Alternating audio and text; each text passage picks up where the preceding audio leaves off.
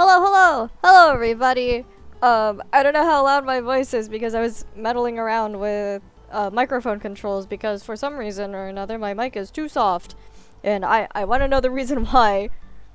Let me just check audio real quick. But today we are resuming the Great Ace Attorney Chronicles. Let me check here. I don't know how loud I am.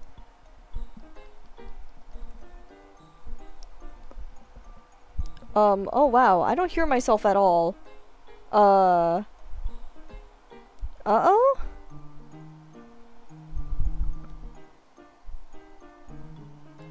Hello? Why am I not speaking on my end? Hang on, let me just unmute.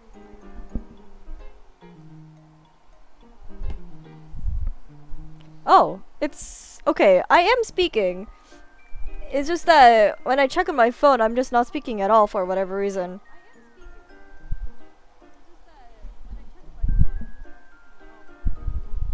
Alright, I have checked the audio levels.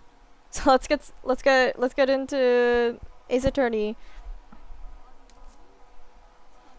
Last time we left off, we found out there was a third bullet and it got stuck in Herlock Sholmes's purse,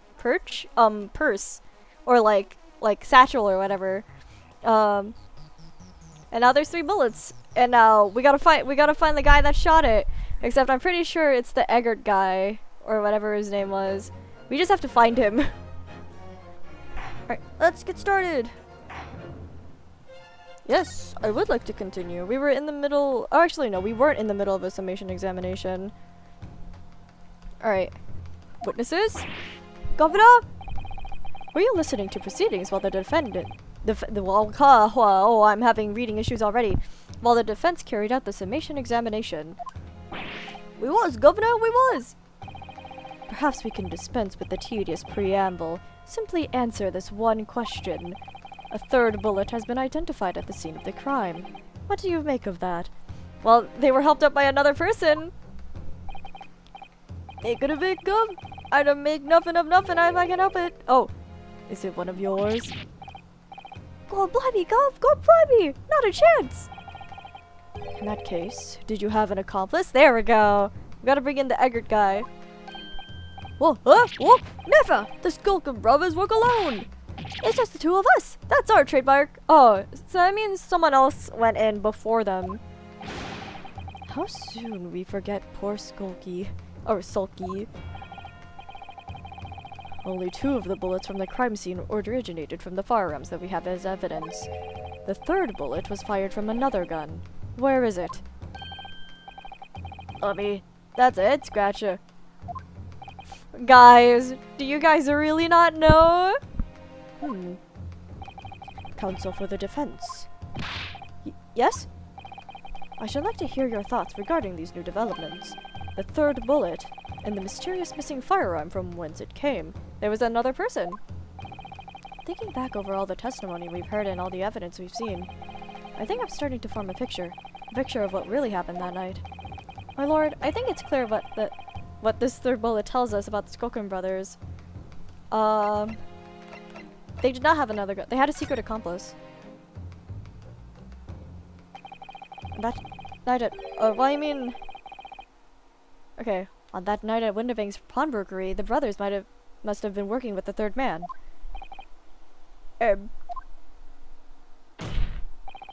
The witnesses are clearly doing their best to cover up the existence of this accomplice. But the evidence all points to the fact that there was someone else present. Someone carrying a gun! Alright. Objection! Alright, what's up, Van Zeeks? What's up, Van Zeeks? What are you objecting to? An accomplice, you say? Higgs will. Huh? These protracted proceedings have already forced us to endure 2 summation examinations.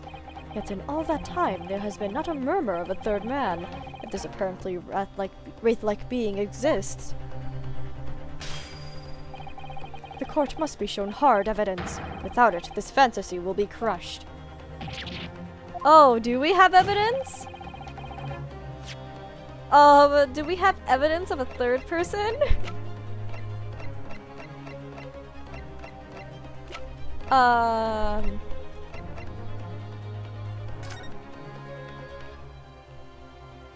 Hey, is there anything on this we can examine? This is the bullet that was fired from the Skulkin brother's gun on the night of the incident. Yes, so it turns out it never actually entered Hurley's body at all. Thanks to the thick leather of that pouch he was wearing, it saved him. Alright. Hehe, Hurley's always lucky like that. Well, considering what he had to go through in the hospital, I wonder how lucky he really was. Oh dear, poor Hurley. Okay, there's nothing on this bullet? I guess not. What evidence do we have? Did we did look at that, right? Hang on, I just want to look through the blood. Green. Okay, there's fried mason, unknown. These are green. This is purple. Pop Windabanks is blue. It has to be this color, right? Or like, is there a blood sample that we can look on Sholmes's pouch? There isn't a sample on Hurley's pouch that we can look at. Is there? Because this is just like the smoke from the gunpowder. Because it never actually entered his body. That means that... Yeah, that means that this is someone else's blood because it never actually hit him.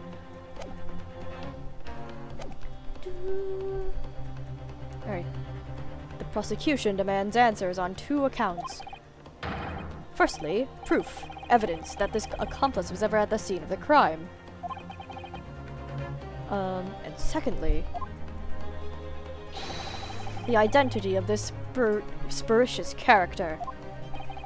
The Skulkin brothers are lying. I know that. But how can I ascertain the identity of the person they're hiding? Well, counsel? Is it actually the blood samples? Because we know that the blood samples couldn't have come from, Herlock then. Because the bullet never entered his body.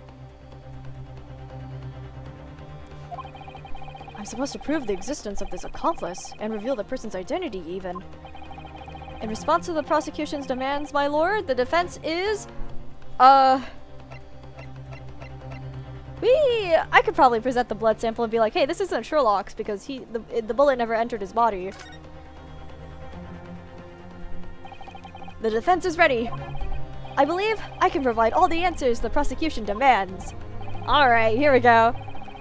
So, my Nipponese friend, despite the swimming eyes, you seem to think you have something to say. Yeah, because we do. This promises to be interesting. Alright, Ryunosuke! I have to push forward now. There's no other option. I need to use every single piece of evidence available to me if it will make a difference. Alright. In that case, counsel, I would ask you to present the evidence without delay. On the night in question, in the moment leading up to the death of the victim, what proof have you that there was a third intruder present at the scene? The blood sample. The one that hit the calendar. This one. There we go. The evidence is right here, in this portfolio. By Jove, that portfolio again, is it? Do you expect the court to rifle through your papers itself? Be more specific. Oh, well, I got you, don't worry. You claim one of those blood samples proves the presence of this third intruder. Well, which one is it? This one. Take that! This isn't Herlock's blood. What am I looking at here? There appears to be some green paint or such like around the bullet hole in the middle of the calendar. That's a bloodstain, my lord. A bloodstain? Green blood? Curious, even for you. Well, it's to help us identify it. Is the court to understand that the intruder was some unhuman creature? No! It's something developed by Mr. Herlock Sholmes. By the great detective! New invention! Stop! Not your appeared in stories! Stop! It's this, you see. It doesn't have a name yet, though. This fogger sprays a chemical that reacts with the different elements in people's blood to change its color. Different elements of people's blood? Yes, everyone's blood is slightly different, you see, because it's made up of different elements. So by seeing what color it changes to, you can tell in a flash whose blood is it. Oh, that brings a whole extra dimension to looking at blood. Talk of blood in courtroom. Stop. Very exciting. Stop. You guys are pretty fixated on this. As an example, this one shows the blood of the victim, Mr. Windabank. Ah, a striking blue. Yes, so you see, the green color of this bloodstain on the calendar shows that someone else was shot in the main part of the shop. Now hold fire there, young man! Could be some unrelated incident, couldn't it? No! How? The bullet is right there! No, it's not unrelated. Oh, we gotta present the music disc now. The date showing on the calendar is the date on which Mr. Windabank was killed. By golly! Yeah, you could have seen that if you just looked. Therefore, we can assume that whoever was shot on the same day. Then whose blood is it? Well, the Skulkin brothers in the stand don't appear to be suffering from any gunshot injuries. Which means it must be the blood of someone else. The third intruder, in fact. Objection! Whose identity the court is still wanting to hear. You can't delay this any longer, my learned friend. Who is this alleged third intruder? It's this guy! I have to, present Egbert Benedict. Take that! The man's name is Egbert Benedict. Egbert Benedict? What on earth are you talking about, counsel? He paid a visit to Windabank's pawnbrokery on the afternoon before the incident took place. When the accused attempted to deceive the pawnbroker into releasing this article into possession. That's right. Oh! The man identified by the defense, Mr. Egbert Benedict, then attempted to take the article from the defendant by force. Yeah. Oh, yeah, and he did have a gun. He tried to shoot at us. Broker. Yes, sir? I believe this filthy pocket thief has just redeemed an article from you, no? Yes, oh, Windabank, I miss you. The article in question belongs to me. I demand for it to be returned at once. Now that's a lie! What are you trying to pull? Give me back my overcoat, you wastrel, and needless to say, this extravagant guy. Any music box discs, too. Inspector Gregson was there at the time and can attest to what happened. In the end, it was the inspector himself who took the disc. Can you corroborate this account, Inspector? Yes, my lord. That's more or less what happened. And in the interest of being thorough, I asked Windabank for a print showing the fellow. Oh, he got one! Taken from one of his red-handed recorder goodness. Yes, that's him talking to Mr. Windabank that morning. And you claim this man is the brother's accomplice? Yeah. Oh, not confident, table slam. Well, Mr. and Mr. Skulkin? Alright, buddy. Never seen the geezer before in me life. On me life, God, on me life. Never seen him. Well, somewhat unsurprisingly, it appears our witnesses disagree with the assertion. I'm sure your lordship recalls my learned Nibonese friend's actual assertion, which was that he could prove the identity of the alleged accomplice. Yes, and I can. Oh, do we have to present the music box disc? The one with the blood on it? Because that's his. Then show us the evidence! I agree. We must see proof that the clean-cut gentleman in the photograph is the filthy criminal you say he is.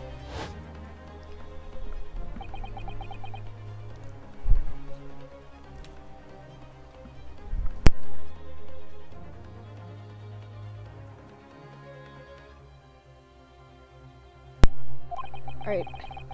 This is the last piece of evidence. I've had a feeling that something has been missing in this trial from the very start. But now, I'm going to drag it, kicking and screaming, into the courtroom! Alright, music box time. Or do we have to, actually no, if we present the music box disc itself, then Gregson will be like, oh yeah, this dude like slipped his finger on it. Or something, right? Yes, my lord. The defense will present the evidence now. Oh, proof that the man pictured in the photographic print was in fact the person struck by the third bullet. It's the music box disc. Or do we have to present the photo?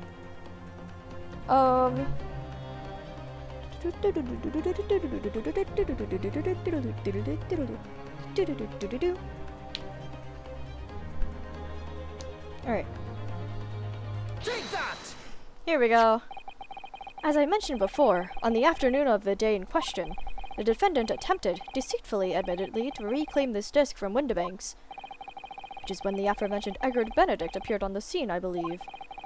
This man then attempted to purloin the article from the defendant's possession, no? That's correct, my lord. I myself was present at the time. It was following this that a minor incident occurred. Oh. But of course, sir. Here's the disc for you. Oh. Very well. Yeah, this doesn't actually belong to him. Then I shall bid you farewell. Say goodbye to style. Wait a minute. That disc Is mine! Ah! What do you think you're doing, you little tramp? You've drawn blood, you filthy animal! Okay. Being a music box disc, it has countless small but sharp metal protrusions over its surface. Those protrusions caused Mr. Benedict's finger to bleed, and the resulting smear of blood is still visible on the disc now. Goodness, a bloodstain, is it? My assistant and I have just analyzed the bloodstain here in this very courtroom. using my trusty fogger gun. Yes, and we'd added the results to this portfolio. Oh, okay, it would have been the same either way. I say, it's green. It's exactly the same color as the blood around the calendar. I don't remember which one is which. The evidence is conclusive. The man calling himself Mr. Edward Benedict, who was in Windibanks earlier in the day, is the accomplice who was present at the scene of the crime that same night. Alright, bring him out here, if we can find him. So there was somebody else there. Look, those two brothers now. They're sweating buckets. Boy, what are you talking about? It's boiling in here. My lord, it is the opinion of the defense that Mr. Edward Benedict should be summoned to the courtroom to testify. Is it the defendant's job to do that? It would certainly seem that we can ill afford to ignore this gentleman's apparent presence. Objection! Alright, what you got, Vinzeeks? This has gone on long enough now. This flagrant ignorance of the mechanics of law.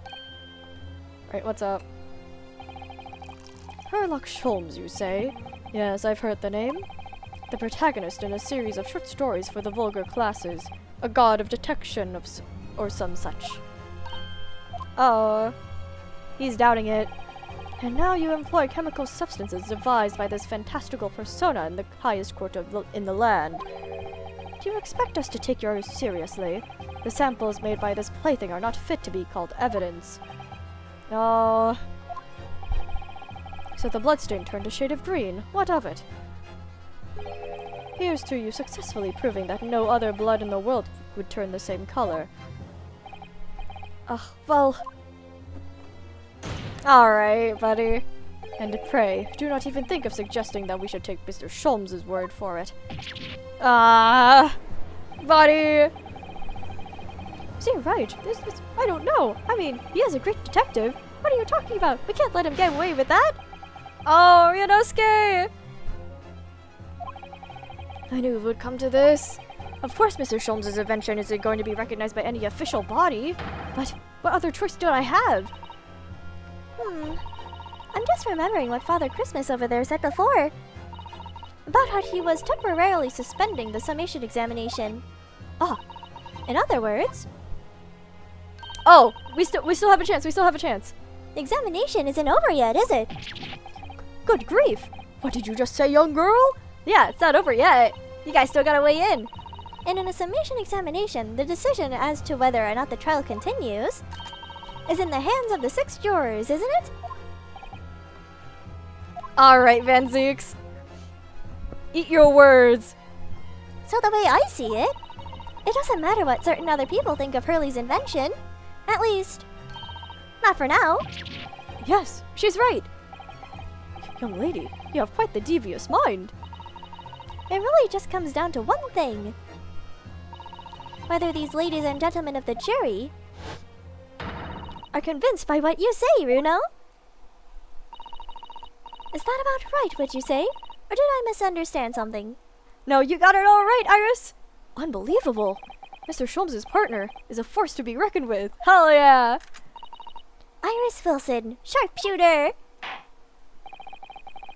After that shrewd precis of this situation from an entirely unexpected source, it must be acknowledged that the previous summation examination has yet to reach its conclusion.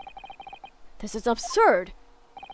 Ladies and gentlemen of the jury, the court now looks to you for your final leanings in this matter. Alright. What you got?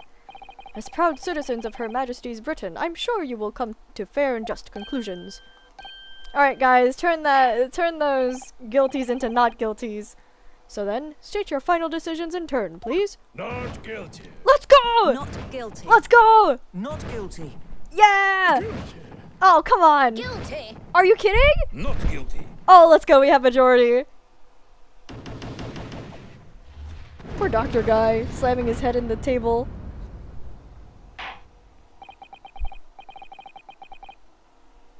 Two call guilty and 4 call not guilty.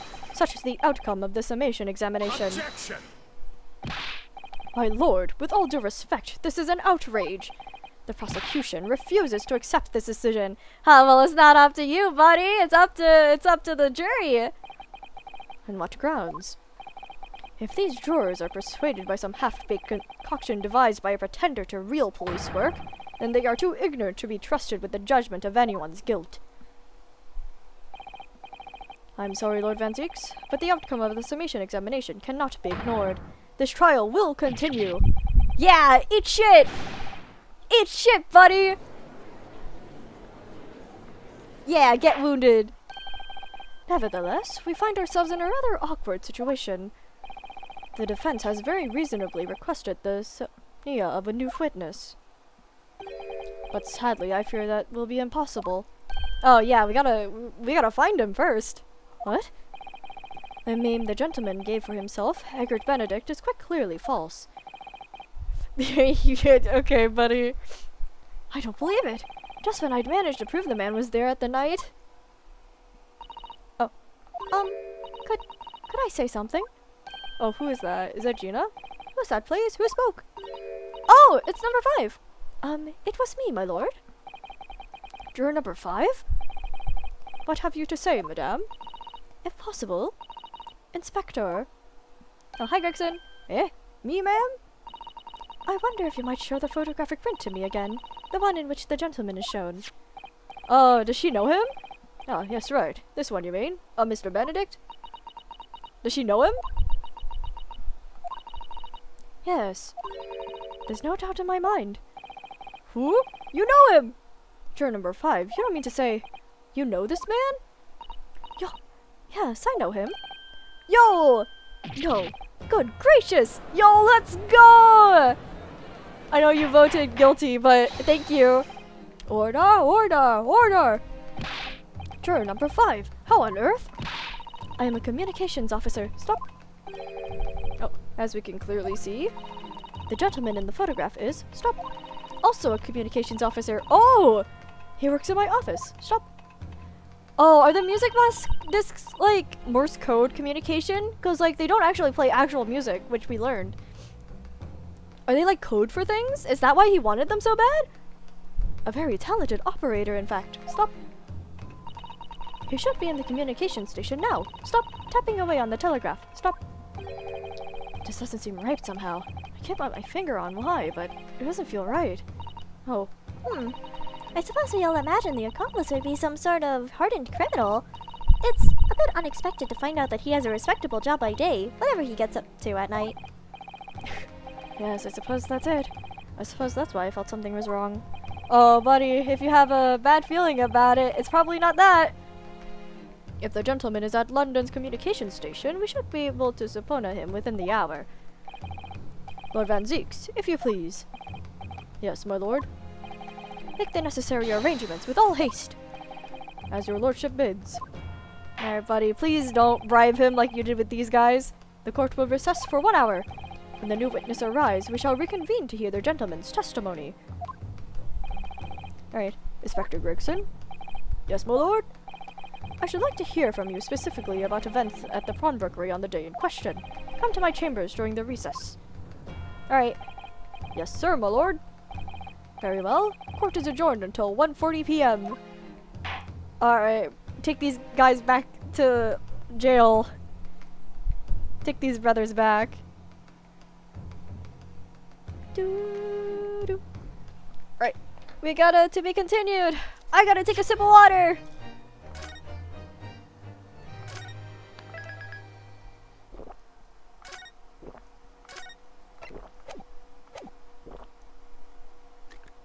Whew. Okay. 17th April, 12:41 p.m. The Old Bailey. Defendant antechamber.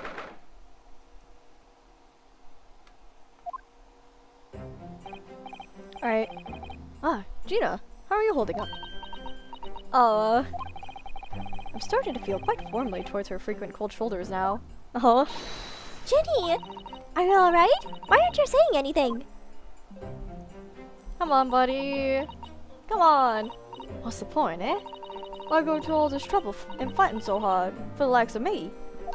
Bro, you're just a person! What? Oh, you saw it? That picture. What picture? Ah, you mean this? The photograph taken by Hurley's red-handed reporter. Yeah, of her like brandishing the gun. Yeah, what happened, Gina? Can you tell us? Well, I didn't think it would have captured a scene like this, that's for sure. Yeah, what really happened? It's hopeless. Anyone who sees that's gonna think I did it, ain't they? Well, I won't pretend it wasn't a bit of a shock when the prosecution first presented it to the court. Surely you gotta have your doubts about me now. You can't still think I'm innocent. Buddy, we just found out that there was another guy there with also another gun. Like this... Bro, you are innocent. I am very sure of what actually happened. Of course I can. Huh. Jenny, why don't you talk to us? Tell us what really happened that night. Eh? Bruno's cleverly managed to piece together a lot of new information, but we'd really like to hear it from you. Yeah, tell us your side of the story so we can piece it together. Oh shoot! She actually agreed! Alright then. It was after we'd had that dinner together at your place, right, Iris? Then we all had a chat up in your office, didn't we? Yes, I remember. The one about where she was like, "Oh, Hurley's gotta be lying." After that, I just couldn't get to sleep. So I slipped down and went down to the street to the 2-to-1, to Windibank's place. I had to know if Iris's story was there or not. The Hound of the Baskervilles. I don't know what it's about or nothing, but if you ask me, there's something in it that Sholmes don't like. Something what he don't want people reading. So that's why he lied to Iris about sticking it in the lug with Windibank for safekeeping. At least, that's what I thought at the time. So you broke into Windibank's? I just had to know if it was there or not. I mean, I had no idea all that was gonna kick off, did I? Yeah, she didn't know. She couldn't have known. I struck the lock and stuck inside. It was dark like as you like in there. So I gave the oil lamp on the counter a bit of a wick. And that's when... Oh, yeah, Windibank. What do you think you're doing? I nearly died, I did. And the next thing I knew... Oh, the gun was on her. Oh no, it was on him. Oh, it was off the counter. I'd grabbed the gun off the counter and was waving it in the air like, I don't know what. Ah, you're the girl who was in here this afternoon. I did think pickpockets went in for armed robbery. The mantle script. Have you got it here? Did Sholmes leave a load of papers with you? A story. Oh, she just wanted to know. I beg your pardon? The Hound of the something or other. If it's here, I want to see it. I'm sorry, young lady, but I'd sooner die than relinquish an article belonging to one of my customers. I don't want it. What would I do with it anyway? I just want to see its ear, that's all. Yeah, she just wants to know if it's here, if Iris and Herlock are trustworthy. Oh, you want to see it, do you? I want to know if Sholmes really pawned it here or not. Please, just let me see it and I'll go. Oh, very well then. But for pity's sake, stop waving my gun around, would you? Oh, I miss Winterbank! So then the old cove unlocked the storeroom door, and we both went inside. And it was right there, alright? The mantle script. Sholmes weren't lying after all. You did all that just to check for me, Jenny? Anyway, then there was a bit of a kick-up out in the main bit of the shop. The Skulkin brothers arriving on the scene, yes. What was that noise? Someone's breaking in! Dear me, is there some burglars convention here tonight that I don't know about? I think I forgot to shut the door behind me. Sorry. I'd better go and take care of it. Could I possibly have my gun back? Oh, well, I'll come with you and... Now don't be foolish, young girl. You must stay right here. Don't leave this room under any circumstances. Oh, he just wanted to protect her. Oh! And with that, he took the gun out of me ends and walked back out into the shop. I hung back in the storeroom, like you said, straining me ears in the dark to hear what was going on. It sounded like they got into a bit of a scrap. I started to think I should help, see? So I was just about to go out in the storeroom myself when... Oh... I assume Winterbank missed. I heard a couple of shots go off. Two, I think. Almost at the same time. And then there he was, right at me feet, lying face down on the floor. I was right next to the storeroom door, so I slammed it shut and locked it as quick as you like. Because you thought whoever shot Mr. Winterbank might come for you. Oh, yeah. So I went to grab the old cove's gun. I figured I'd put up a fight at least. But when I got a better look at him, I knew. Oh. Winterbank was a goner. Oh!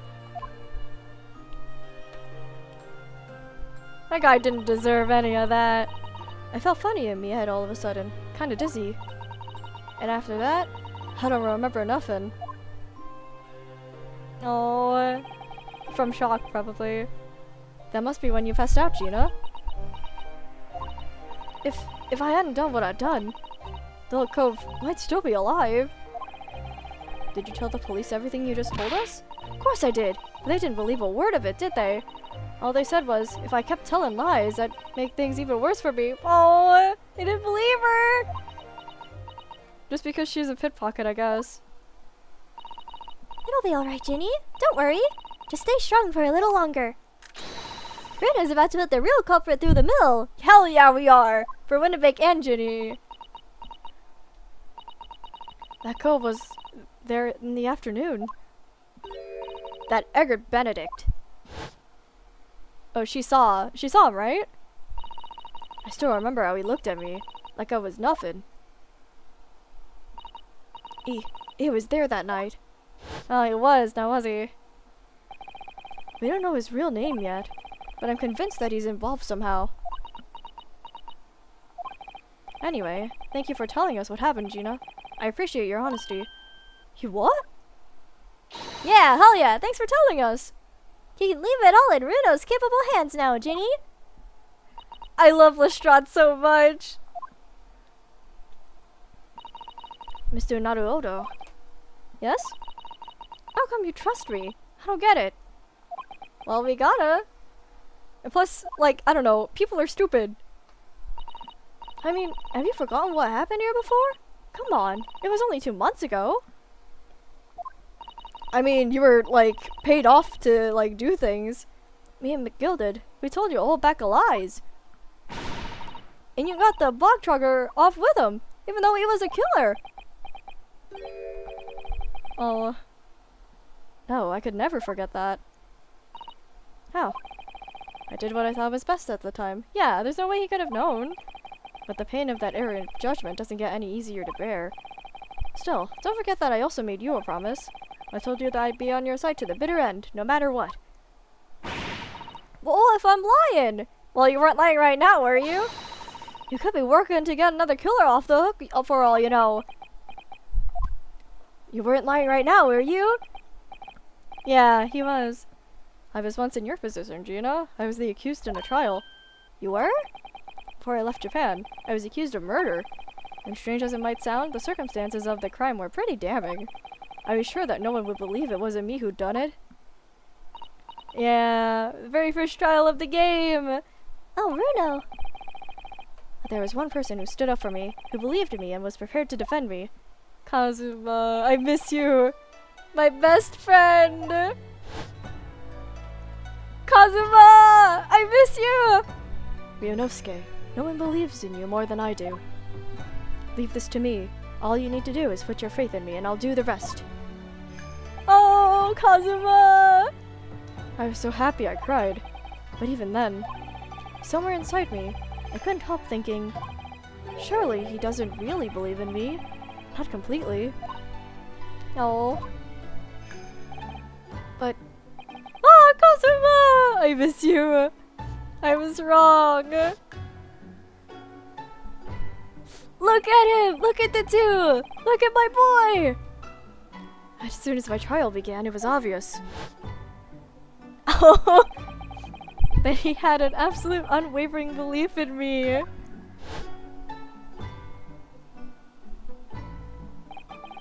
Look at him go! And in turn, I developed an absolute wavering belief in him.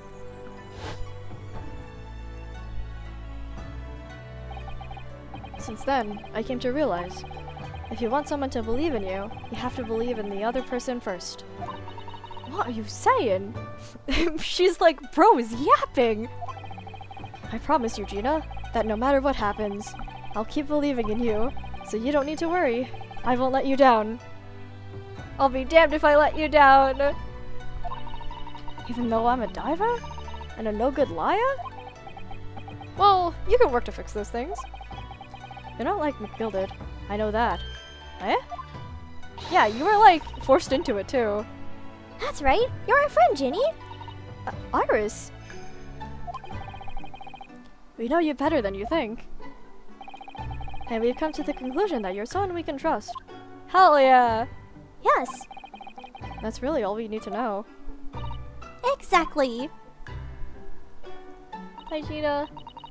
Mr. Naruto. Oh, what you got? Oh. Oh, Gina! Oh. Uh-oh. Defendant Gina Lestrade and her legal representative. Court proceedings are about to resume. Really? Like, that's all we got in an hour? Yes, of course. Thank you.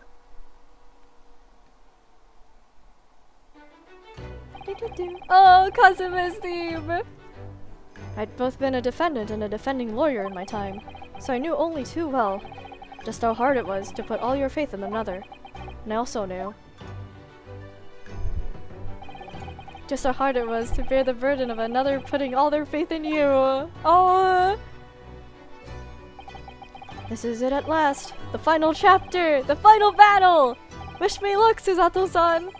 And I hope you're watching over me too, partner! Oh! Hell yeah! Bro, I can't believe Asogi's not here! 1:41 p.m. The Old Bailey's courtroom.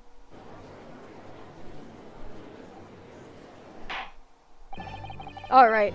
I hereby call this court to order as we resume the trial of Miss Gina Lestrade. Lord Van Zeeks, have you successfully subpoenaed the witness? The subpoena was delivered to the communication station where the man was immediately, my lord. However, the heavy rain has delayed the arrival of his carriage, it would seem. Oh, it's raining. I see. Now let us turn our attention to Inspector Gregson's preface of the case heard by the court this morning. The glaring omission of the third bullet in your report is a serious blunder, Inspector. Yes, I can only apologize, my lord. I assume it's because they didn't find it. Although the defense's chemical analysis of the blood at the scene makes for a compelling argument. I cannot permit such untried methods to be used as evidence in my courtroom. Oh. It's a big mistake to cross Hurley and me. A very big mistake. Oh, bailiff! My lord! The subpoenaed witness has just arrived in the building! Oh, well, it didn't take that long. Thank you, officer. Show him to the stand without delay. Mr. Eggert Benedict. I didn't expect to be crossing paths with him again so soon, and certainly not like this. Oh! The brothers. Oh, it's the third one! Hi there! Hi there, Eggert! Thank you for complying with the court's subpoena at such short notice, sir. But of course, my lord. As an upstanding member of London society, it is my pleasure to oblige. Now, kindly state your name and occupation for the record. Oh, Ashley Graydon, Communications Officer. Mr. Graydon and I both work at London's Central Communications Station. Now, perhaps somebody would kindly explain what all this is about. You are apprised of the situation by a court officer on the roadway here, I presume. Yes, I was. Something to do with a murder that took place at a pawnbroker's on Baker Street. You act undeterred for now, but we're gonna pin you to this crime one way or another. And some nonsense about me having been there on the night in question. That is the accusation indeed. This really is beyond a joke, you know. It's not gonna be a joke for long, buddy. Very well, without further delay, the court will hear your testimony now, Mr. Graydon. You will respond to the accusation made against you under oath. Oh, and he's doing his funny little dances. Gladly, my lord, gladly. You really didn't have to do all of that. Oh, the accusation. Naturally, I have occasion to make use of pawnbrokering services from time to time. But are you seriously suggesting I colluded with these thugs to break into the place on the night of the murder? I have no intention of admitting to such an outrageous accusation. If certain parties here present claim that my blood was found at the scene, oh, even some Scaramouche detective's homebrew tincture can hardly be taken as serious evidence.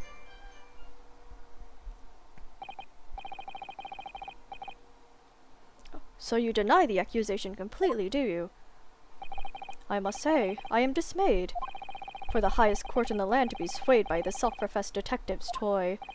It was the will of the jury, and our great British justice system demands that the jury's will is upheld. Look at this fancy guy. Then it would seem we have the misfortune of a most inept assembly of jurors today. By golly! How long am I expected to be detained here? For as long as it takes. If, following the defense's cross-examination, your involvement in this matter has not been established, you will be free to leave immediately. Good. Then I shall be away in time for afternoon tea. Some small consolation, at least. Alright. Let us not hold up Mr. Graydon any longer than necessary, counsel. Proceed with the cross-examination. So, we meet again, Mr. Eggert Benedict. Or is it Mr. Graydon? Hi there. My apologies. You are? You forgot me? Mianosuke Naruhodo, defense lawyer. We have met. If you say so, Ashley Graydon. Enchanté. So. Huh? Okay. Okay. I trust that we can conclude this quickly. But I'm not holding your flashy hat while we do. Oh, he's just gonna remain hatless for the remainder of this. Alright, the accusation. Rocketing server sometimes time. Sucks to break into the place on the night of the murder. I have no intention of admitting to such an outrageous accusation, even if certain parties here present claim that my blood was found at the scene. Scaramouche detective's homebrew tincture can hardly take as serious evidence. Okay, there's something that we press on. You know, it doesn't hurt to press on all of it. Here we go. Hold it! Yes, we even met in the very pawnbrokery where the crime took place on the afternoon in the day of question. Though, of course, you introduced yourself by a different name at the time. Ah. Mr. Eckert Benedict, I believe. Tell me, what made you... Oh. The witness here is here to testify about events that took place that night. Oh, okay. He is under no obligation to answer such unrelated questions. You can't be serious! Thank you, because I certainly do not feel inclined to answer such an inappropriate question. Alright, so he's going to be evasive, is he? In an effort not to give anything away. This could be tricky. Oh, we have to get someone else to, react, right? Okay. We'll get them to react. Oh, let's press this one. Oh, blood was found at the scene of the crime. There's no question of that. Mr. Sholm's chemical analysis has positively identified the substance as such. But I am not the only human to have blood running through my veins, am I? How can you be so sure that the blood is mine? Huh? It could equally be the blood of one of these two brothers. Oh, these two miscretins. Every individual's blood has a slightly different composition, it seems. If Mr. Sholmes' chemicals... Mr. Sholmes' oh, okay. Spare me the science lesson. Who is the Sholmes character, anyway? You must be living under a rock. Oh, I assumed all Londoners would know the name. He's a a renowned detective. So even you are unable to bring yourself to say great detective. Yeah. A great detective, you say? Now we're in the realm of fairy tales. Oh, alright. Oh, you're... Whoa, hold it. Hold it. Do you have something to say about that, Mr. Skulkin? Eh, whoa, me? No, the other one. No, the Mr. Skulkin next to you. I have it up to here with this. How many times have I got to tell you? No, not you, Gregson. Yes, I know. You're not Big Bruv Scully. Sulky, I mean. Mr. Nash Skulkin. Oh, cool. Blimey, Governor. You what? Hello, buddy. You got something to say?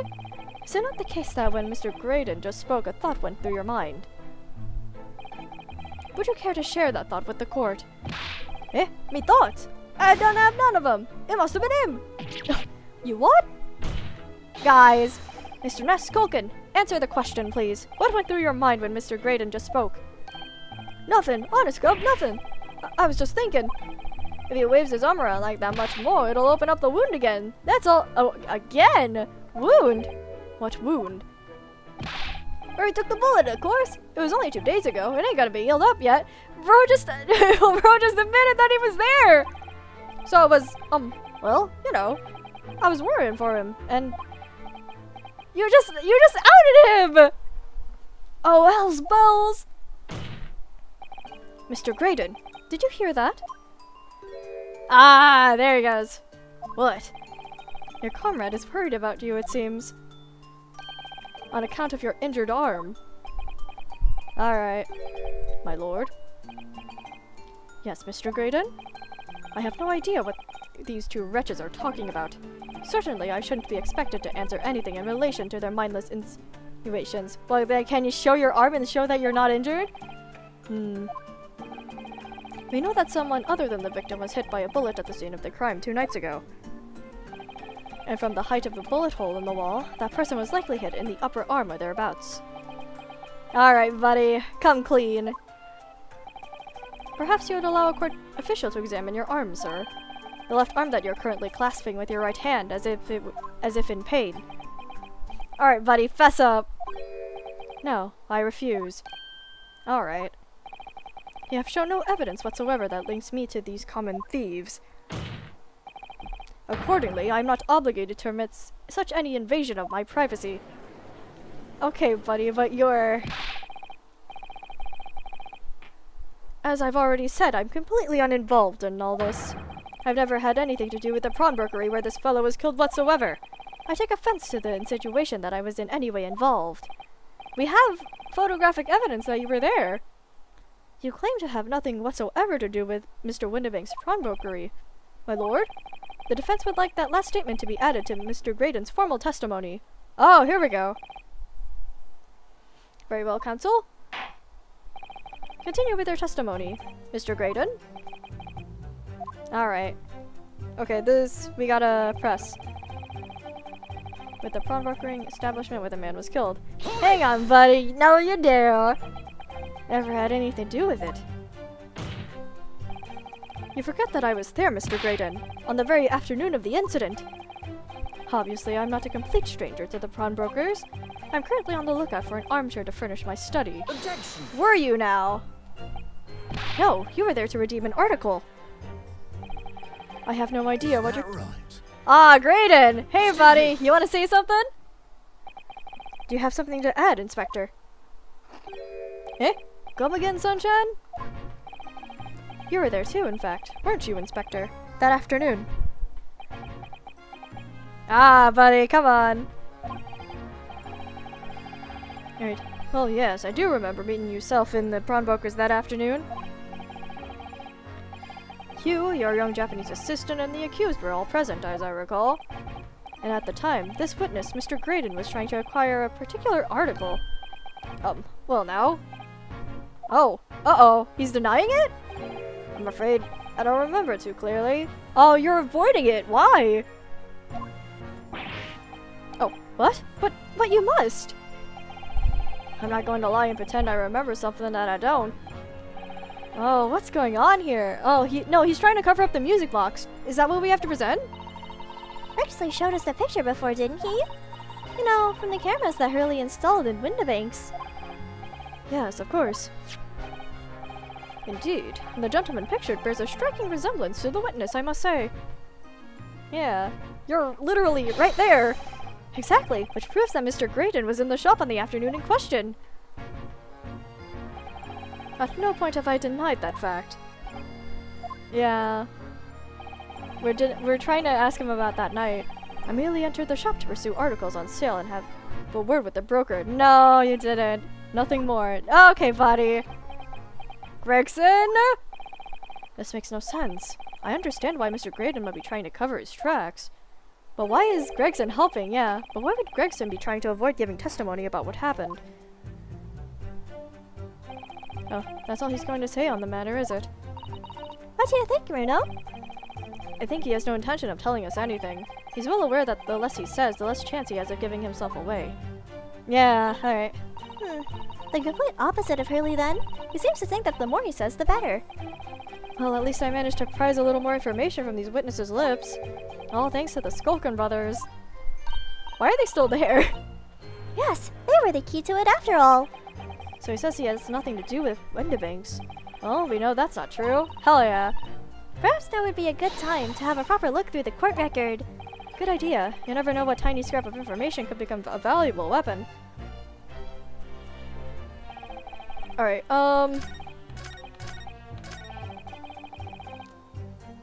never had anything to do with. Hey, Gregson. How do you feel about this, music box that got bled on? Have you ever seen this disc before, Mr. Graydon? Why? Is it supposed to mean something? This disc was, until the day of his murder, in pawn at Mr. Windibank's shop. It was redeemed by the defendant, Miss Gina Lestrade, this afternoon. However, somebody mysteriously appeared to try to take it from her.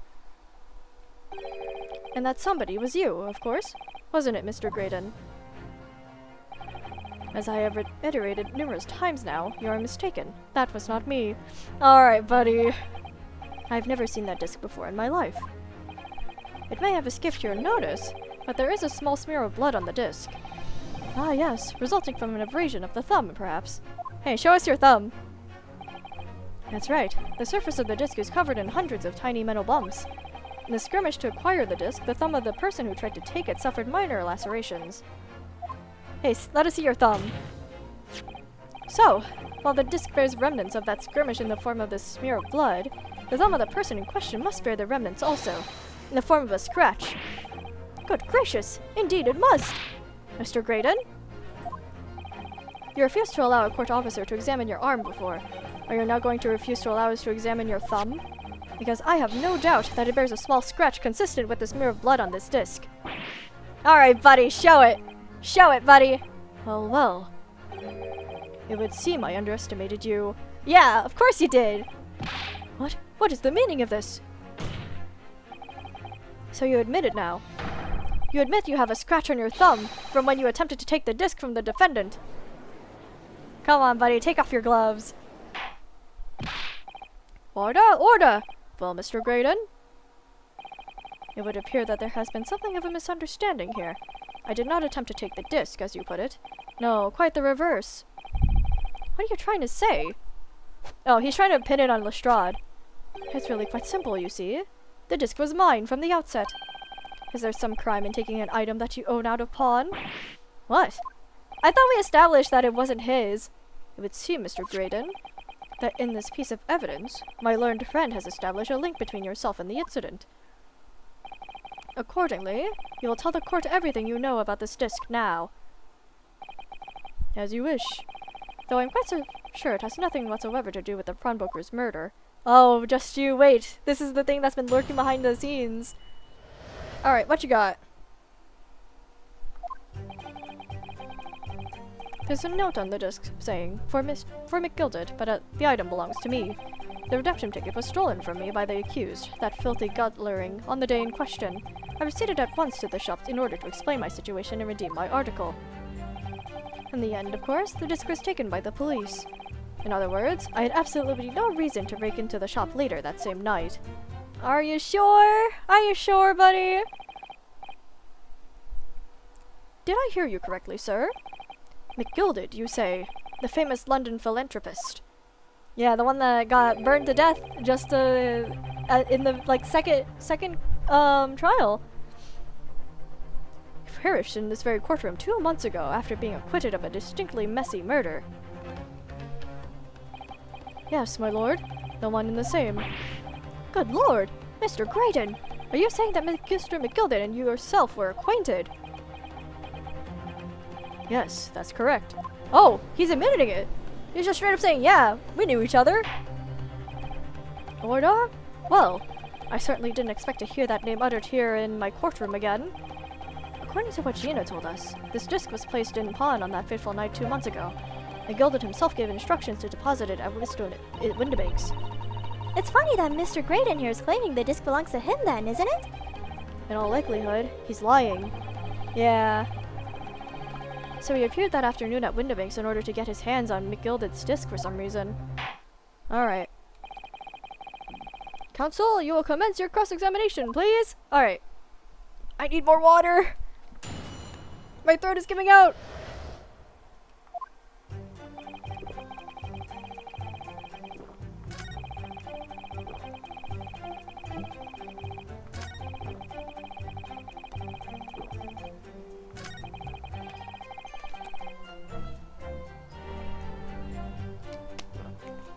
Excuse me.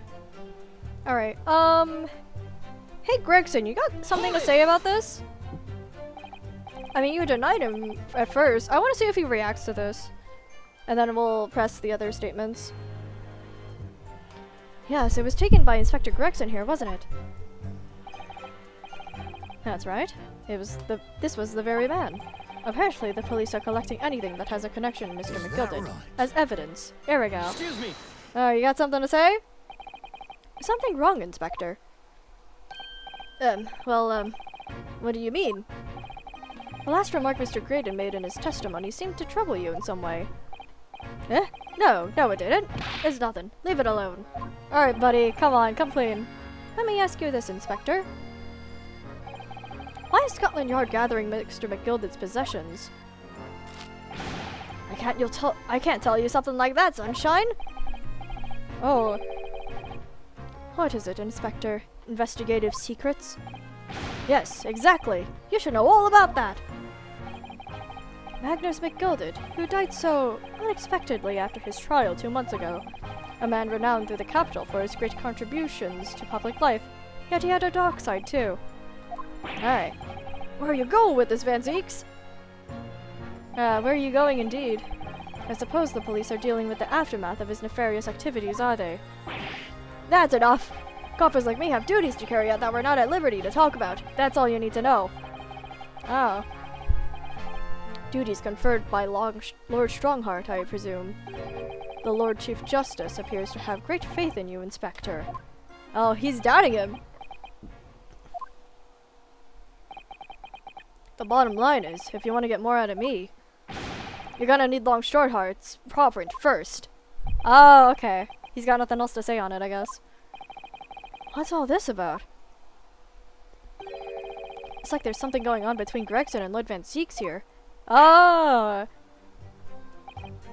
Well, it would appear that the Inspector has revealed all he is at liberty to reveal. Mr. Graydon, let us return to your testimony. Alright. Gladly, my lord. I had no reason to break into the shop later that same night. Alright, what does Ryunosuke have to say? Gilda slipped the disc into his coat pocket and had it deposited at Bundeving's. Then, when he realized he was going to be arrested on suspicion of the omnibus murder, threatened Gina and forced her to take the redemption ticket. There's no doubt about it. The witness is lying through his pearly white teeth. The police are obviously after anything left behind Mr. Gilded as well. Inspector Gregson ended up taking the disc into custody that day. I gotta take a sip of water, my throat is dying. We might actually have to end off stream even earlier than like the 2-hour usual that I do.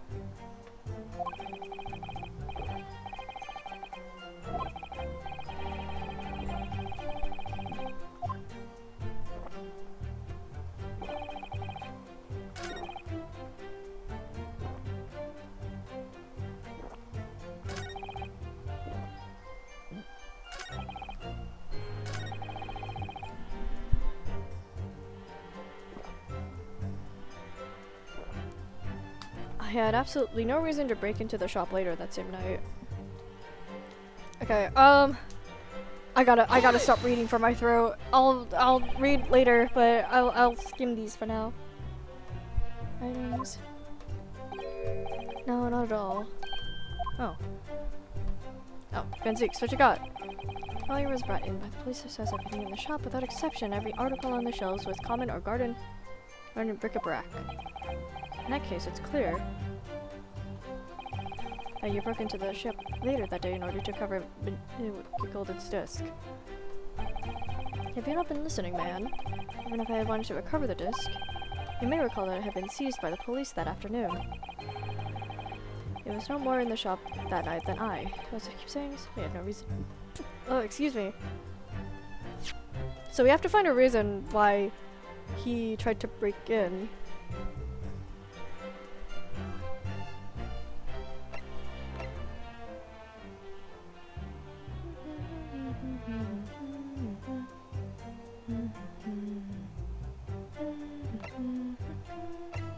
Okay, well the coat wasn't there anymore because we took it. So this isn't gonna cut it. It has to be for the box. Yeah, it's for the one small box that was left behind, right?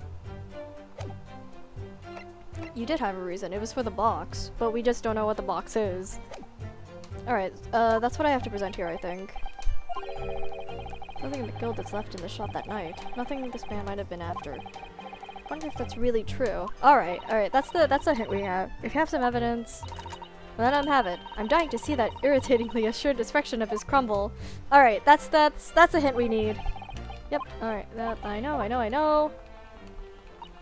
Alright, that's the hint that's the push we needed to just present this at him instead of just pressing everything.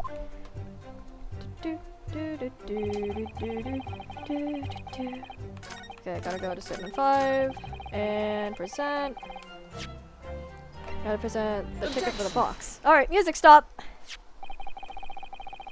The disc was deposited at Windowbanks on Magnus McGilded's instructions. You knew that, and you went there with the intention of obtaining it for yourself. Objection! Alright, Van Zeeks, let me talk! Let me finish! Conjecture again. And in any case, the disc was taken into custody by police that afternoon. The witness had no reason to visit the pawnbrokery again that night. Objection! Alright. Yeah, nod your head, Ryunosuke. Sorry, my learned friend, but that's not true. Oh! This is the pursuit music, right? It's banger. What? Mr. McGilded had another article in pawn at Windibanks, as this second pawnbroker's tickets prove. Oh, you reacted! You were there for it, weren't you, buddy? Oh. There were 2 articles belonging to Mr. McGilded in Windibank's pawnbrokery, and the reason you broke into that shop that night was to recover the second one. Together with your 2 accomplices, the Skulkin brothers. Ah. Alright, buddy. Alright, bucko. This is the second ticket, is it? What had the man deposited? The article description reads, 1 small box. A rather vague description it seems to me. Are you suggesting that I broke into the pawnbrokery with these clowns in order to steal some trinket box? Well, yeah. I believe there are adequate grounds to suspect that you did. This is absurd. Why on earth would I do such a thing? Do we have anything to... Is there anything missing here? Oh. I wish I had, like...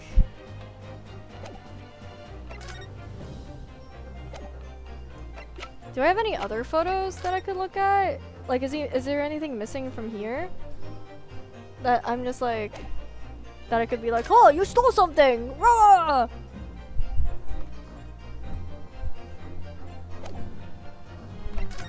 We don't even know what the trinket box looks like, I'm gonna be honest. I guess, if it is, then we'll...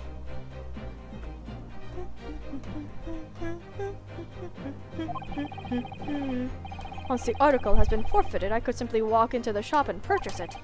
There would be absolutely no need for me to resort to theft. Oh, yeah, that's a good point. Why didn't you just do that? Indeed. The witness makes a solid argument. So that means that for some reason, this Graydon fellow needed the small box that very night, does it? Objection! Oh, Van Zeeks, what you got? It's time to put an end to this nonsense, my lord. You're getting antsy. What you need, Zeeks?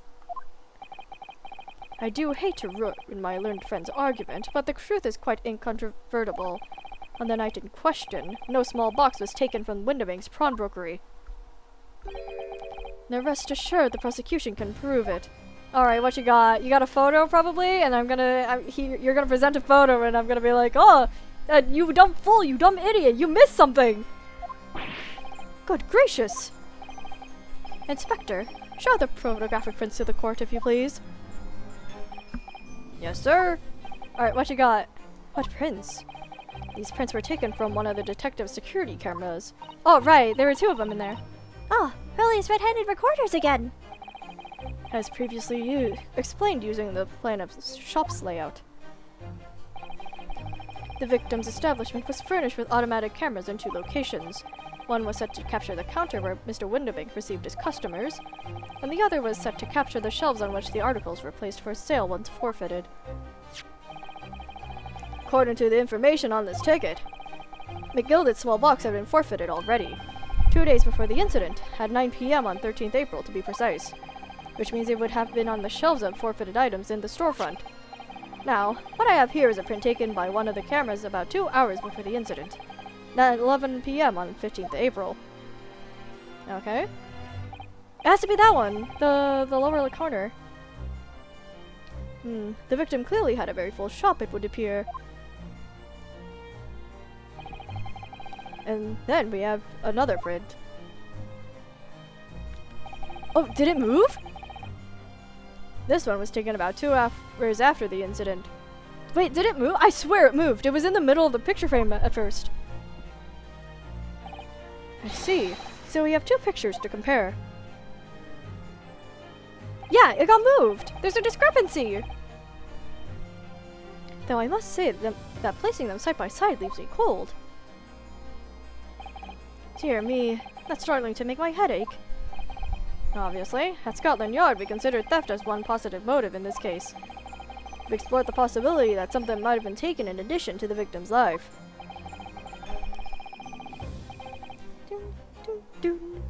So your men have already compared these 2 prints thoroughly, Inspector? Yes, sir. It's not that it was taken. It's that it was rifled by. It must have been like whatever it was inside was taken. We counted every single item in each of these 2 photographic prints. Did you guys even look inside the box to see if there was something? And the yard's conclusion is that exactly the same number are present in both. In other words, nothing was taken from the pawnbrokery on the night in question. And my learned friend's assertion is nothing more than a hopeful fantasy. Alright, no, Ryunosuke, you can change it, there's a discrepancy, things have got moved! I don't believe it. I could just have shown that he'd stolen Miss Gilded's pawned box. What is he doing? I might have been able to break him down at last. You know what, Runo? I've been thinking. Yeah, there's a huge discrepancy. The whole last box moved. I wonder if these 2 photographs are exactly the same. What? Yeah, there's a discrepancy! So, counsel, in the light of the evidence put forward by the prosecution, what is your position? It seems that, in fact, on the night in question, nothing was stolen. It's not that nothing was stolen, it was that something was tampered with. That should be the important thing here. Do you accept the prosecution's assertion? No, I do not! I don't know. Could there be some hidden discrepancy in these 2 photographic prints somewhere? Oh, point out the discrepancy. I wasn't sure at first, but there's a clear discrepancy between these 2 prints. What? Yeah, get taken aback. You must identify the location in question for the court, counsel. Indicate the precise location of the discrepancy at which you speak. Okay, it's the box. It's the box. I'm gonna use my mouse actually. Just there we go. Present. Granted, these 2 prints are almost identical.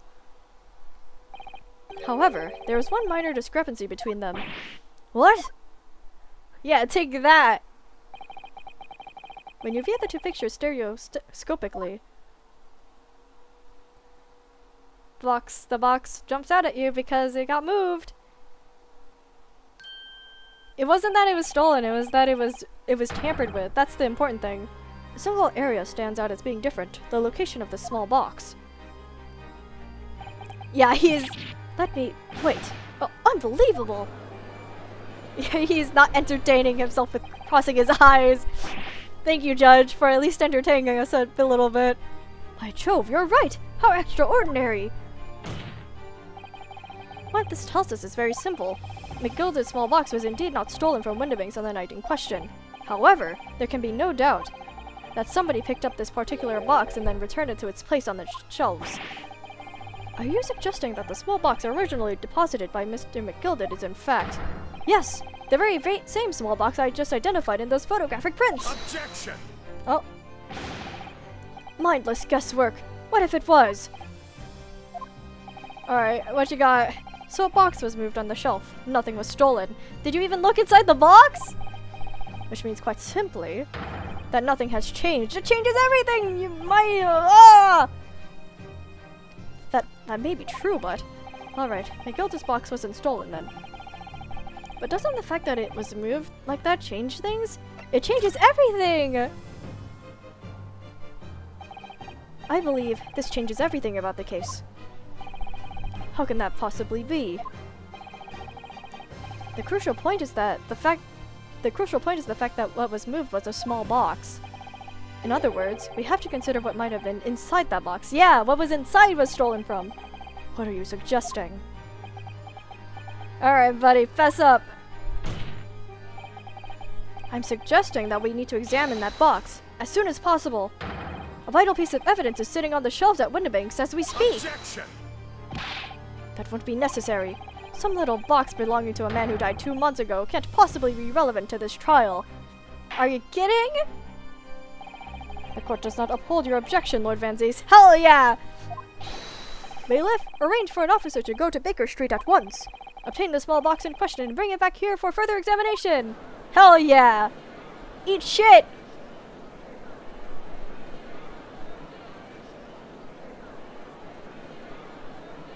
Ooh, it's heating up. We gotta see what's inside the box.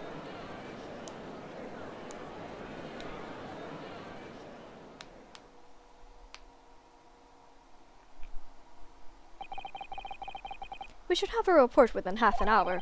I think perhaps we should recess for a short while until the evidence is brought forth. Oh. Oh, alright. To be hoodwinked by such a farce. Disappointing. I beg your pardon, Lord Van Zeeks? This is nothing but a smokescreen, and a penny's specialty, it would seem. What are you trying to say? My learned friend has persisted with the same line of reasoning from the very beginning, that this witness's intent was to steal an article belonging to Mr. McGilded from the pawnbrokery.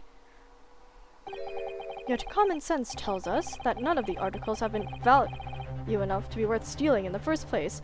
I still think that, like, the disc has to be some form of Morse code.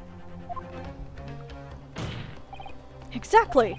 It would be beyond absurd to break into a place for the purpose of stealing such a commonplace property. Yeah, Brandon knows something that we don't. Alright, Van Zeeks, what you got? If your lordship recalls, Mr. McGilded perished 2 months ago, immediately after the conclusion of his trial. A trial in which he was found not guilty. A trial in which it was established that he was the upstanding member of society his reputation implied, in fact. Thanks to us, oopsie. So I press a toast to my learned friend and his most insightful defense. Alright, what are you doing? The articles in this upstanding members of society pawned were entirely ordinary. A black overcoat that just happened to have a music box disc in one of its pockets, and a small box. I assure you, I wouldn't accept even if the man trying to make a gift of such things to me. Then why'd you try to steal it? Oh, you know, that does make a rather lot of sense. It's not as if it was gold or jewels, was it? Though goodness, who knows? Miss Gilded was rich enough. He kept depositing cash at a pawnbrokery, I'm quite sure of that. The prosecution's argument is undeniably compelling. Alright. It is incumbent of the defense now to bolster its argument. Fire hazard. To explain what possible significance these commonplace articles pawned by this fine citizen could have. Oh! Well, counsel, is your argument in fact demonstratable? Are you able to show proof that the disc or the box are in any tangible way related to this case? Well, oh, we gotta think, yeah. What's the matter, Runo? We know that they're related, don't we? They're both vital pieces of evidence. Yes, of course. You and I both know that. We know McGilded's true character, and we know the disc is significant even if we don't know why. Do we have to bring... we don't have anything. But if we explain all that to the court at this point, we'll have to acknowledge that McGilded's acquittal 2 months ago was a mistake. That the defense's argument was flawed, based on false information. Uh-oh. Oh no! And that would mean admitting that Gina committed perjury. Uh-oh. Ginny? Could it be that Van Zeeks knows? Oh, he's trying to throw us into a trap. Is that why he's doing this now? Because he anticipated everything? But maybe... Oh, do we have to have her self-testify? This could be a great opportunity for us. Sorry? What do you mean, Iris? Well, what is it that you always say, Runo? Sooner or later, the truth comes out. Every time. Oh. Alright, the exact significance of the things that McGilded deposited with Mr. Windibank is something that only Gina can explain to the court. Oh, we have to have Gina testify. But if I put her on the stand to testify about that, it could critically damage our chances of winning this case. Alright, we gotta do it no matter the consequences, I guess. What's the right thing to do here? Have Gina testify! My lord, the defense would like to make a proposal. Oh? What proposal, counsel? Well, the court awaits the arrival of Mr. McGilded's small box. I would like to call the defendant, Miss Gina Lestrade, to the witness stand. Oh, the defendant? To what end? It's to do with the various articles deposited at Windibanks by Mr. McGilded, my lord. Miss Lestrade has information relating to them. I believe it would be beneficial for the court to hear what she has to say. Yeah, here we go. It will prove the significance of the articles in question once and for all. Oh, well, things are becoming interesting. I presume you've considered the implications of the testimony you're proposing. Oh, he knows if he's asking us this. In particular, the impact it will have on the accused's standing, and indeed your own. Alright, we gotta risk it. I have. Alright. Lord Van Zeeks, would you care to explain that last remark? The prosecution accepts the defendant's proposal. I move to interrupt the cross-examination of the current witness and hear from the accused herself. Alright. Very well, if you have no objection. Alright. So the court will now hear the testimony of the defendant, Miss Gina Lestrade. You witnesses currently in the stand may step down until further notice. Oh, just one, okay. What is he doing? Can you stop doing that? Then I shall bid you good day. Oh, wait. You, sir, shall remain in the stand while Miss Lestrade testifies. Oh, just the two brothers. As you wish. Alright then, Gina, it's time. I know this will be hard, but please, put your faith in me here. Good luck, Bruno. Alright, Gina, do your best. You can do it. Hi, buddy. The articles that Mr. McGilded had deposited in Windibank's pawnbrokery are intimately related with the omnibus case, the trial of which was heard in this courtroom 2 months ago. Yes, and I remember this young lady being brought before me in that trial as well. That's right, my lord. Her testimony helped to establish the innocence of the defendant, Mr. McGilded. Oh. The omnibus case was intriguing, to say the least. And now, here we are all again, the same players in that trial facing each other once more. Oh, so this is the underlying case behind the whole thing. A twist of fate, perhaps, my Nipponese friend. Go, Ryunosuke! Cook! Use the kitchen! Allow me to recap the events of 2 months ago. An old brickmaker was stabbed to death in an omnibus running along London's winter streets. Yeah, this guy. Apart from the victim, there was only one other person in the carriage, Mr. McGilded. Naturally, he was the prime suspect for the murder. But as the trial progressed, another possibility emerged, that the murder in fact took place above the defendant's head on the roof deck, with the body then being dropped through the skylight into the carriage below. It was Miss Lestrade whose testimonies brought that possibility to light. At the time of the incident, Miss Lestrade was concealed under a seat in the carriage, hoping to pick the pockets of unsuspecting passengers. Then, immediately after the trial, having been acquitted of the murder, he got smoked. Why was he in there to begin with? Mr. McGilded died in this very courtroom, in the most extraordinary of circumstances. Why was he in there? A mystery that remains unsolved even now, 2 months on. As indeed does the omnibus murder itself. Be that as it may, I recall neither the disc nor the small box being mentioned in the course of those proceedings. Miss Lestrade. Would you tell the court now, please, what really happened in the omnibus 2 months ago, I mean? Gina, trust us! I don't know what you mean. I already said all of what I know. What about everything you told us yesterday from inside your prison cell? Alright.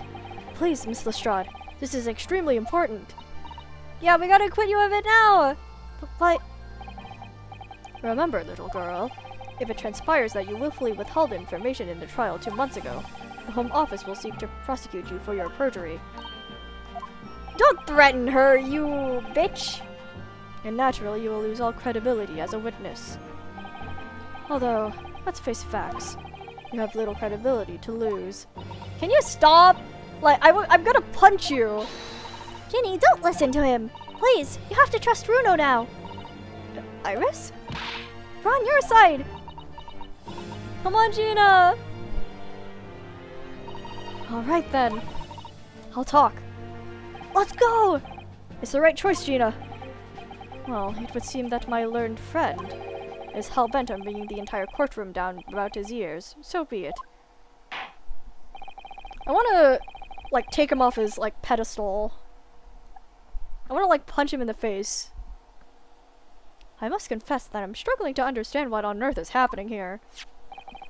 However, it would appear that Mr. McGildett's pawned items in that extraordinary case of the omnibus harbor secrets of which we have been hitherto unaware.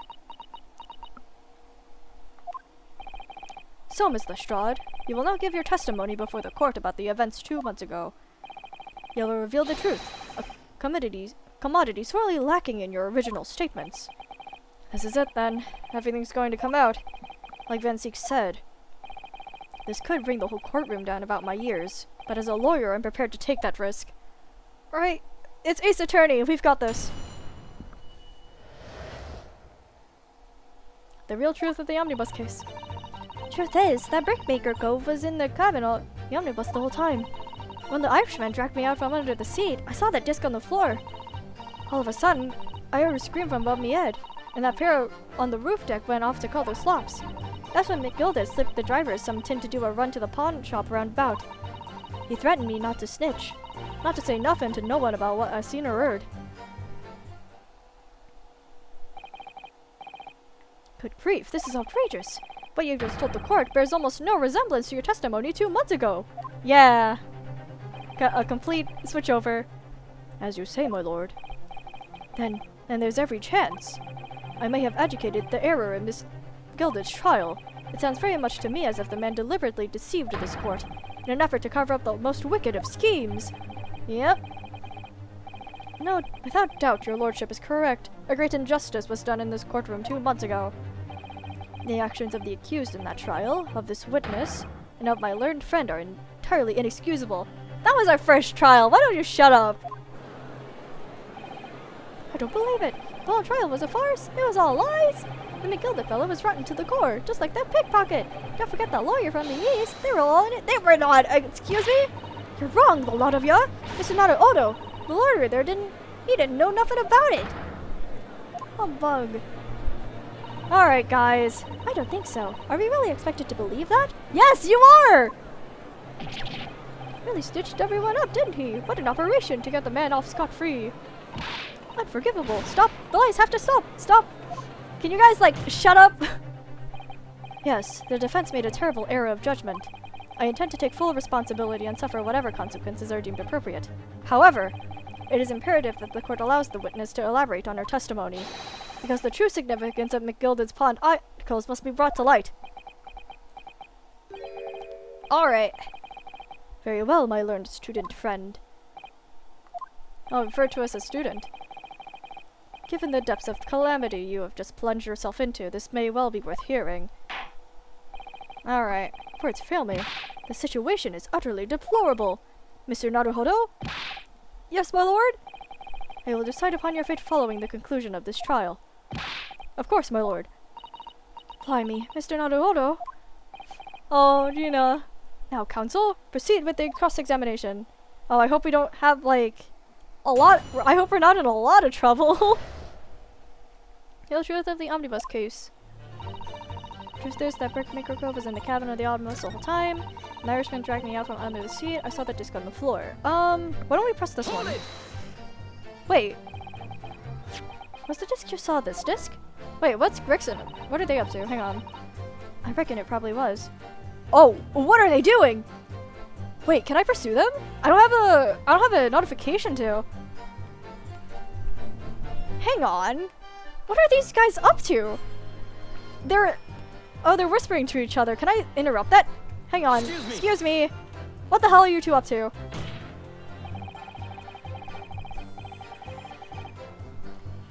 Okay. Is there something you'd like to share with the court, Inspector Gregson and Mr. Graydon? Yeah, they're whispering. Inspector! Mr. Graydon! Oh, there we go. Blimey, you're trying to give me a heart attack? You have been whispering to each other for quite some time now. Tell us, what is the discussion about? Discussion? With this fella? Well, the other one, Sunshine. Oh my god, the entire court literally just saw you, like, go to each other. Are you kidding? You think I got anything to talk with a shady gent like this? You just call him shady! And I have nothing to say to this uncouth detective after he deprived me of that disc that was rightfully mine. clearly been talking the entire time I've been cross-examining Gina. It's as if they've been negotiating. They're negotiating?! Okay. You'll kindly refrain from talking amongst yourselves while the witness is giving testimony. Yes, sorry, my lord. Oh, do we have to catch them again doing it? What were those two talking about? Mrs. Shroud, continue with your testimony, please.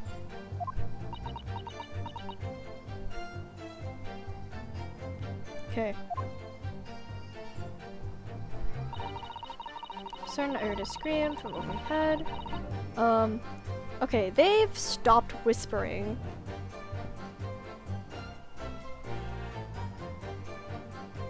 Hold it! Can I catch them whispering again? There were two gentlemen occupying the seats on the roof deck, I believe. I have to wait for them to start whispering to each other again, I guess. That's right. They must have looked down through the skylight and noticed the cove with the knife in his guts. Then when they screamed, the driver pulled up the oars and McGilda got me out of sight. Out of sight? Where? Back under the sea where I started off. Once the carriage came to a halt, the two coves from the roof ran off to fetch the slops. They immediately left to fetch the police. It would appear they were entirely unrelated to the incident. So that was McGilda, the driver, and you still at the scene. Yeah, only the driver didn't know I was there because I was under the sea. I heard the cabin door open and a voice from outside. The driver, yes. He also testified in the trial, I believe. Yeah, this guy! He got bribed! A fellow who named by the name of Beppo, if that memory serves. What did McGilda and the driver say to each other?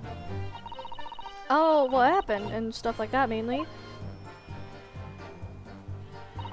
Okay, and McGilda slipped the driver some tin to do a run to. Hold it! Alright, I think I just have to, like, press until they start talking to each other again and they just, like, forget that I'm here.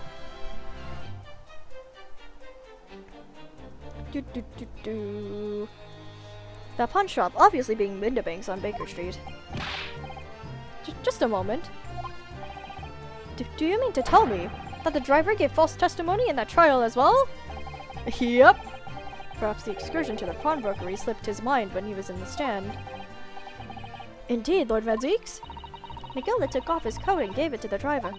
He folded it up, all careful-like, before handing it over. When I saw him do that, I remember thinking, that coat and what's in it gotta be worth a few bob. Yes, Gina was sure the disc must be worth more than Mr. Windabank was suggesting, wasn't she? I remember her quibbling with him over the price that afternoon at the pawnbrokery. The driver looked pretty happy when McGilda flashed some brass in his face. He went off at a lick. Then the bogger trotter called to me and told me to come out from the drag's cabin. He threatened me not to snitch, not to say nothing to Earth. Threatened you how exactly? Told me I'd only get to scarp her if I did exactly what he said. Which included giving false testimony in court 2 months ago. Yeah, that's it. And there was one other thing he said. Which was? He told me that I'd have to hang on to the ticket from the pawn shop and make sure not to lose it. A ticket? Well, I never! Said that if he didn't show up to get the ticket off me before 2 months passed, I had to go to the pawn shop and pay the money to keep it in lug, to stop it being forfeited. He left me with some brass to pay for it. Oh, but really, why on earth would Mr. McGilda have done such a thing? Depositing his overcoat with a pawnbroker before the arrival of the police. It makes no sense at all. There would seem to be only one logical explanation, my lord. What McGilda had the driver deposit at Windabanks was something he didn't want the police to see. Oh! Something very important that he needed to hide at all costs. Yeah, and that's why Gregson is like, oh, I didn't see anything! Ho-ho! Anyway, after that, he let me go. So I legged it before the coppers showed up. Alright. Well done, Gina. Can't have been easy to tell the truth like that. Ginny's really put her faith in you, Bruno. Yes, and to think her, she'll have to face a charge of perjury once this trial is over. Oh. So I need to use the time we have now to get as much information out of her as possible. It's time you really go for it. Press on every statement. Well, we're doing that under the assumption that these guys are gonna start gossiping again. Hold it! Hold it! And you were hiding in the cabin at the time as well, weren't you, Miss Lestrade? If I remember rightly, in the storage compartment underneath one of the seats. Yeah, that's right. It's pitch black under there, so you can't see nothing at all. Now, in your testimony 2 months ago, I feel certain that you claimed McGilded was the sole passenger, did you not? False testimony, my lord. That's what he told me I had to say. But it's important that you tell us the truth now. Are Mr. McGilded and the victim acquaintances? I don't know. But I did hear him talk a lot. What are they talking about? Well, I couldn't hear too well. But if I had to say, I think it was about money or something. They kept talking about buying and not buying. Ooh, perhaps this is dealings of some kind. Well, anyway, it got louder and louder. It started to sound like a proper fight. I was pretty scared by then. I hardly had dared to breathe, and then, all of a sudden, I heard a noise like someone keeling over on the floor. It was blooming loud and all. And I believe you let out an involuntary scream. Yeah, that's what gave me away. Yeah, and then she got under the seat. I saw that disc under the floor. We pressed this already. Oh wait, well we didn't press all of it. Because they were gossiping, and I was like, hey, what are you doing over there? This disc, you saw this disc? Yeah, I reckon it probably was. I was right next to the cove lighting on the floor. Because it's just how possible belonged to the victim, perhaps. I don't know, but McGilded picked it up pretty smartish. And he's at the cove with the knife in his belly up on the seat. What did he say to you at that time? He told me not to say a word about what I seen or heard to no one. About the disc and all. I was dead scared. The way he was looking at me, I thought, if I didn't go along with it, I'd get stuck with that knife too. No. And he started asking me a load of questions. Like what my name was and where I lived and that. He asked me about being a diver too. Oh, but after a while, what happened in the carriage was noticed. Yeah, that's right. First there was a kind of rapping noise. Oh, okay. Here we go. Thank you, Miss Lestrade. Thank you, Counsel. I've heard enough. I believe we now have a reasonable understanding of what actually transpired on the omnibus. It would appear that on the night 2 months ago, a negotiation was taking place on the omnibus. A negotiation concerning this disc. However, matters did not run smoothly. When the parties involved began to quarrel over price, McGilded took what he wanted by force, at the expense of the other man's life. Which proves my point! This disc is clearly extremely valuable in some way, although I don't understand why as of yet. And 2 days ago, precisely 2 months after the omnibus incident, McGilded's coat and its contents were due to be forfeited. I didn't know what I should have do with the ticket. I mean, the gov died right after his trial. I knew that. So you decided you would try to claim the articles as your own. Well, why not, eh? They were only going to be forfeited. Why shouldn't I have got them? Anyway, you can't blame me for thinking about it. Thinking ain't no crime. Lestrade, it would appear Mr. McGilded was prepared to kill in order to take possession of this disc. And kill he did! Do you know why that would be? Eh? I ain't got a clue! But I reckon it must be worth a fair bit of brass. He probably was gonna sell it. And can you blame him for thinking that? Thinking ain't no crime? Oh, the box is here. My lord. Evidence your lordship requested has been located and is ready for the court's inspection, sir. Here's the box.